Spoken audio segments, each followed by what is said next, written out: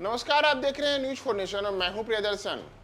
बिहार के मुख्यमंत्री नीतीश कुमार के बारे में कहा जाता है कि वे एक ऐसे खिलाड़ी हैं जिनके मास्टर स्ट्रोक को समझना उनके विरोधियों को तो छोड़िए, उनके साथ रहने वाले साथियों के भी समझ से परे की बात होती है। और एक बार फिर से कुछ ऐसा ही देखने को मिला है नीतीश कुमार के एक मास्टर स्ट्रोक से, जिससे राजद के खेमे में पूरी तरीके से खामोशी छाई हुई है। स्थिति है कि जिस राष्ट्रीय जनता दल के साथ बिहार में गलबहियां किए करके नीतीश कुमार सरकार चला रहे हैं, जिस राजद और लालू यादव को साथ लेकर के केंद्र की मोदी सरकार को हराने के लिए नीतीश कुमार की पहल पर इंडिया गठबंधन बन चुका है, नीतीश कुमार ने एक बार फिर से अपने एक मास्टर स्ट्रोक से लालू यादव, राष्ट्रीय जनता दल और साथ ही साथ तमाम राजद समर्थकों को हक्के बक्के कर दिया है, सबको अचंभित कर दिया है। और नीतीश कुमार का यह मास्टर स्ट्रोक इस बार खेला गया है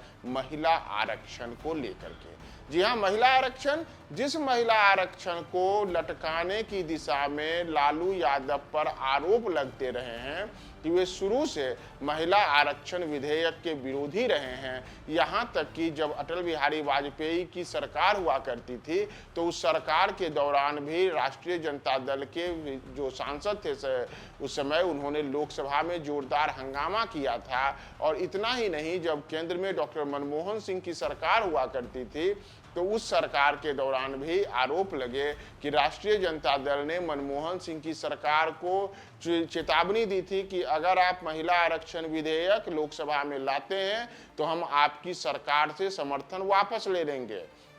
तो लालू यादव के इस अड़ियल रवैये के कारण महिला आरक्षण विधेयक बार बार संसद में अटकता लटकता रहा था। लेकिन अब जब केंद्र की मोदी सरकार ने महिला आरक्षण विधेयक को लेकर के इसे एक नए नाम यानी कि नारी शक्ति वंदन अधिनियम 2023 के रूप में पेश कर रही है, तो इस बार नीतीश कुमार ने फिर से अपना मास्टर स्ट्रोक चला है। मास्टर स्ट्रोक इसलिए चला है क्योंकि नीतीश कुमार की पार्टी ने जैसे ही केंद्र की मोदी सरकार ने कल लोकसभा में यह बताया कि हम महिला आरक्षण के लिए नारी शक्ति वंदन अधिनियम 2023 ला रहे हैं, तो उसी के साथ जदयू ने कहा कि हम खुले दिल से इसका स्वागत कर रहे हैं। जदयू के वरिष्ठ नेता केसी त्यागी ने सामने आकर के कहा कि जी हाँ, हम शुरू से महिला आरक्षण के समर्थन में रहे हैं। शुरू से बिहार के मुख्यमंत्री नीतीश कुमार का यह मानना रहा है कि महिलाओं के हित में काम होते रहना चाहिए और इसके लिए महिला आरक्षण विधेयक का हम समर्थन करते हैं। इतना ही नहीं, अगर आप बात करेंगे जदयू के अन्य नेताओं की, तो बिहार सरकार में मंत्री अशोक चौधरी ने भी कल अपने सोशल मीडिया हैंडल से कई ट्वीट किए थे, जिसमें उन्होंने यह बताया था कि कैसे नीतीश कुमार के नेतृत्व में बिहार में चाहे महिलाओं को पंचायतें और निकाय चुनाव में आरक्षण देने की बात हो या फिर सरकारी नौकरियों में चाहे पुलिस सेवा का हो, चाहे 7 निश्चय के तहत सरकारी नौकरियां हो, इन तमाम जगहों पर 35% से लेकर के 50% तक का आरक्षण नीतीश कुमार ने मुहैया करा के नारी सशक्तिकरण की दिशा में एक बड़ी पहल की है। और इतना ही नहीं, नीतीश कुमार के एक वीडियो को ट्वीट करते हुए अशोक चौधरी ने यह भी दर्शाया था कि कैसे नीतीश कुमार की पहल पर आज बिहार में 10 लाख से ज्यादा जीविका समूह कार्यरत हैं, जो कि महिलाओं को स्वावलंबी और उनके सशक्तिकरण की दिशा में अहम योगदान दे रहे हैं। तो एक और जहां राष्ट्रीय जनता दल के नेता, विशेष करके जो राजद का शीर्ष नेतृत्व हो, चाहे राबड़ी देवी हो चाहे अन्य नेता हो,